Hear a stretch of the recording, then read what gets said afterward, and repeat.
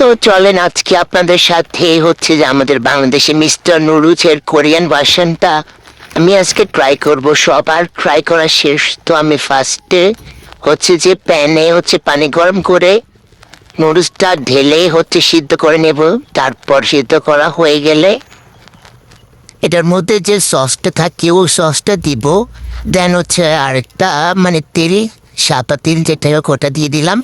তারপর ভালোভাবে ওটা লাড়বেন চাটবেন, হচ্ছে ভালোভাবে এটা নাড়াচাড়া করবেন। দেন এটা হয়ে গেছে। দেন আমি হচ্ছে যেটার সাথে খাবো হচ্ছে একটা ডিম ভাজি। তো আমি এখানে ডিমটা ভেজে নিয়েছি, দেখেন কালারটা কত জুস লাগতেছে। এখন টেস্ট করে দেখবো যে এটার আসলে টেস্টটা কেমন, আসল কোরিয়ান মানে স্পাইসিটা কেমন। তো এখনই আমি ভয়েস ওভার করতে আমার আবার মানে মন চাইতেছে খাইতে। যাই হোক, তো এখানে এটার মানে স্পাইসিটা মানে স্বাভাবিক, আমি তো খাইতে ভালো লাগছে। অতটা ঝাল না, মানে যারা ঝাল খায় আমার মতো ঝাল পছন্দ করে তো তাদের জন্য এটা কিছুই না। তো আমি এখানে অনেক মজা করে হচ্ছে এটা খাইতেছি। তারপর আমার কাছে কেন জানি সস না দিলে ভাল লাগে না, তাই আমি হচ্ছে যে কিছুটা সস নিয়ে হচ্ছে যে এটা ট্রাই করতেছি। তো এটা অনেক ভালো লাগছে সস দিয়ে। Bye bye, tata.